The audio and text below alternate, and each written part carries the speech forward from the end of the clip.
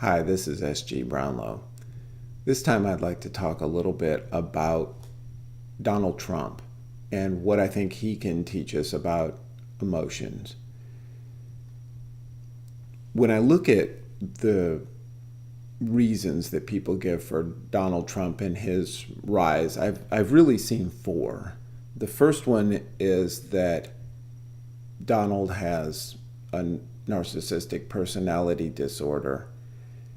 And I'm going to ignore that or not address that in this video. I don't think we have the evidence for that. Certainly his behavior is consistent with that, but I also know that with all people, and especially with politicians, we all act in ways that are different from how we really are in some ways. And I think that's especially true with politicians. And so, since I've never met him personally, I don't feel qualified to make that kind of a diagnosis. I think the other three ideas, though, they all address different things. They all make suppositions, and none of them quite go far enough. They don't really explain exactly what they're talking about. So the first one is sort of the most benign explanation, and that is that his rise has something to do with people's feeling displaced by the way that the economy has changed in the United States in the last 30 or 40 years.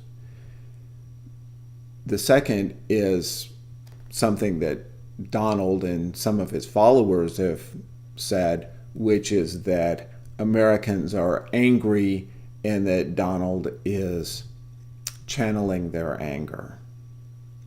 And the third is something that his most vocal critics have said, which is that Donald has tapped into a stream of virulent racism and xenophobia that is really an undercurrent to the American psyche that's been there for a very long time. And I'm not going to argue that there hasn't been racism and xenophobia in the United States, or that people aren't angry. I'm going to argue that none of those three explanations really go far enough, and that actually they all fit together. And so I'd like to talk a little bit about that, and I'd like to start with the economic part of it, because I think the psychology of the economics explains Trump's followers and then explains how Donald has been able to take advantage of that. So let me start with economics. If you think back, and you may not be old enough, so just trust me, I remember this. If you go back 50 years in the US, America was a manufacturing economy. The biggest company in the United States was General Motors, and the automobile industry, in one way or another, was responsible for about half of the gross domestic product in the United States. Either the auto manufacturers or various ancillary enterprises that made stuff for the auto industry, or car repairs or whatever. That was about half of the economy.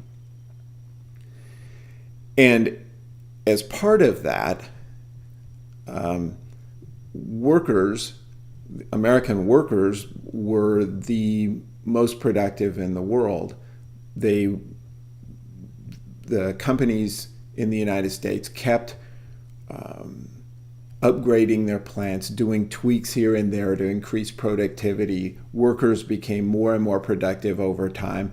And so 50 years ago, coincidentally or probably not, the labor unions in the United States were at the peak of their power in the private sector. So the auto workers, the steel workers, the mine workers, the Teamsters, longshoremen, you name it, they were all very powerful, and they had power. The Congress, the president, the executive branch, the courts were all very sympathetic to unions. And so what happened, in the late 60s is that the income disparity between the richest Americans and the poorest Americans was actually as narrow as it had ever been, and certainly much more narrow than it is now. So there was a huge demand for union kinds of people, semi-skilled labor in the auto industry, the steel industry, you name it. And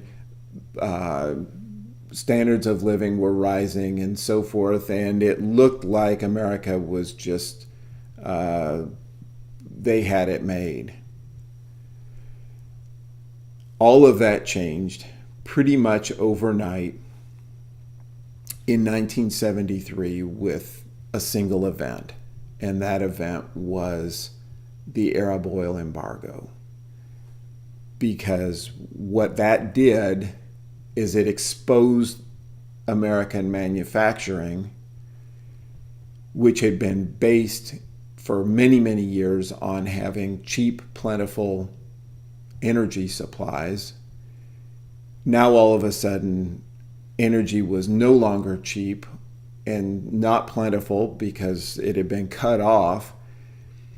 And so now these American manufacturing plants that had been built many years before, U.S. Steel in the 1970s was running a plant that Andrew Carnegie had built back in the 19th century.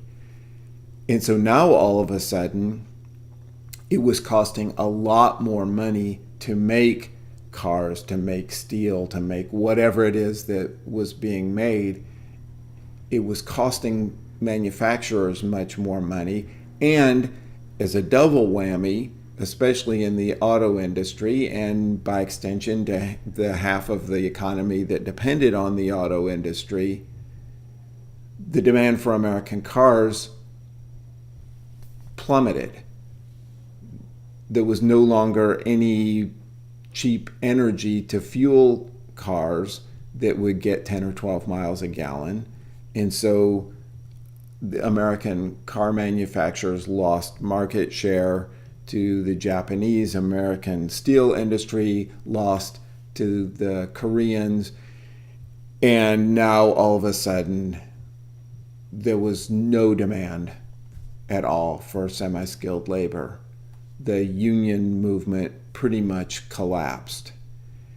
And the companies that had been hiring union workers now all of a sudden couldn't afford their workers, and were going to, if they were going to stay in business, were going to have to build new manufacturing plants because they couldn't really update the old ones that were built on having unlimited fuel supplies,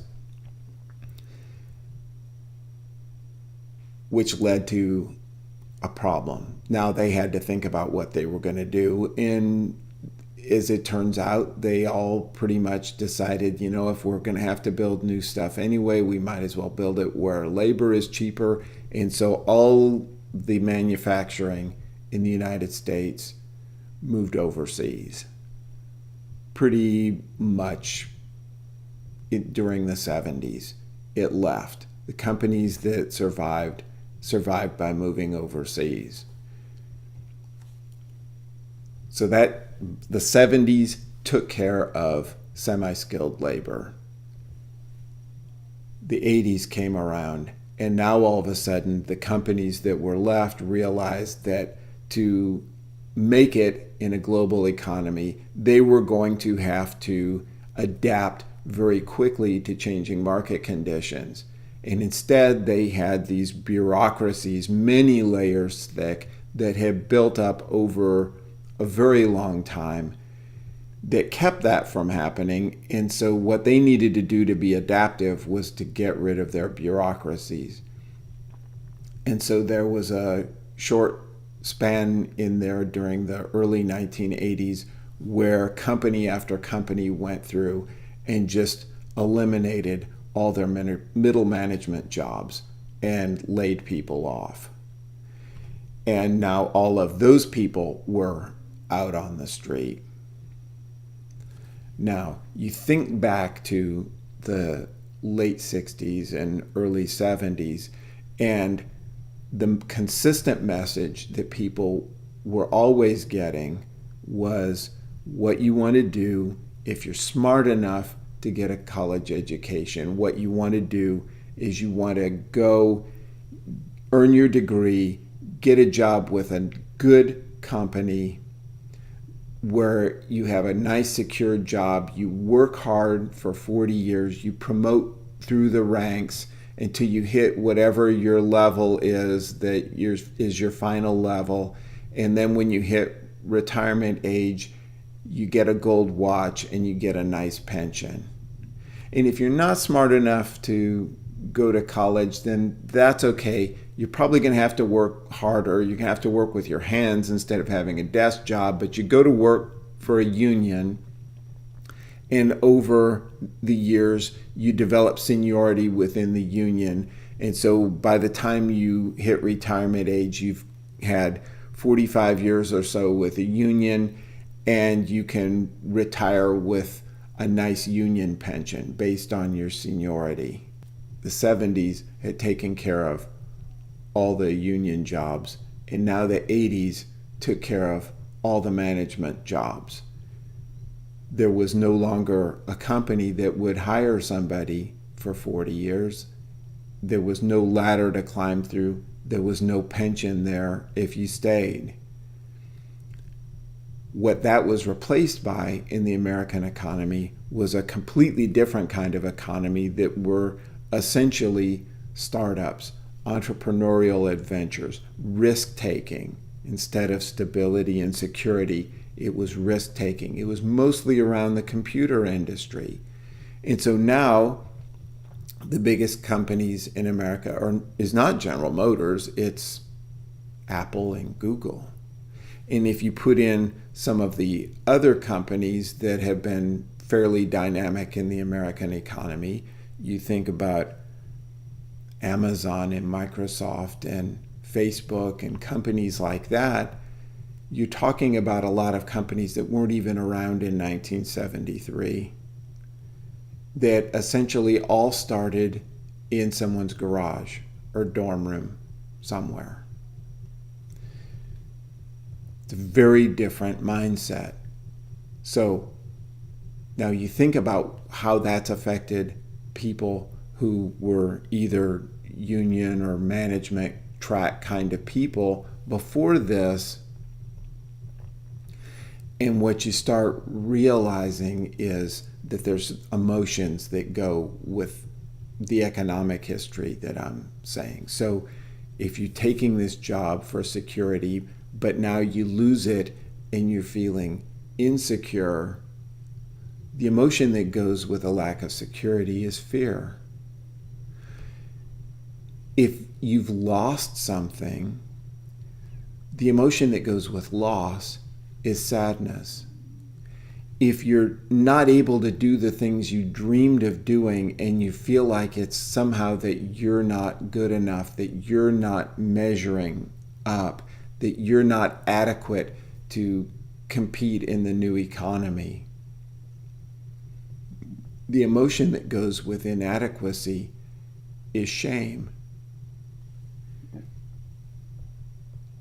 Now you notice I didn't say anger. Anger is a defensive emotion. And anger comes along and gets added on top of those other emotions. And so we can add anger to fear and we get aggression. We can add anger to sadness and we get frustration and complaining and griping. We can add anger to shame and we get rage. But you notice that those are all impotent. I can feel rage, but that doesn't help me become more competent. I can become aggressive, but that doesn't really help me become more secure. I can complain, but that doesn't help me get back the things that I've lost. So those are all very impotent emotions. And those are, when we think about the followers being angry, they're really feeling some combination of those things. What Trump has done is he's come along and added another emotion to the mix, and that's disgust. Trump is disgusted with our trade deals. He's disgusted with the government. He's disgusted with the way immigrants play us for fools. He's disgusted with Muslims and the way they just come into the country, and we're not taking care to make sure that we're not letting in terrorists. He's disgusted with Megyn Kelly. He's disgusted with everything. When you add anger to disgust, you get another emotion, and that is contempt. And so Donald has come in, and he can say he's angry, but what he is contemptuous. The thing that's interesting about emotions, and this is with disgust especially, you can notice this, but if you think about things that you've lost, you become sad. If you think about things that frighten you, you become scared. If you think about things that make you nauseous, you become nauseated.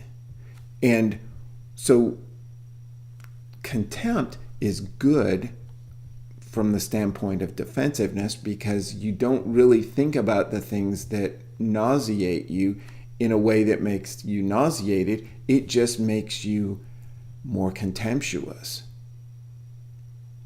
But like the others, it's essentially an impotent emotion, because until you feel nauseated, until you go ahead and throw up and notice what it is you threw up, the food, the idea, until you notice what it is that made you nauseated and learn to stay away from it, you haven't done anything that's very productive. And that's why Donald has been able to do things to get people to follow him by giving them an emotion that they haven't felt as much, that they can respond to, that makes them feel in some ways better than the way that they were before. But at the same time, what he's proposing is essentially impotent.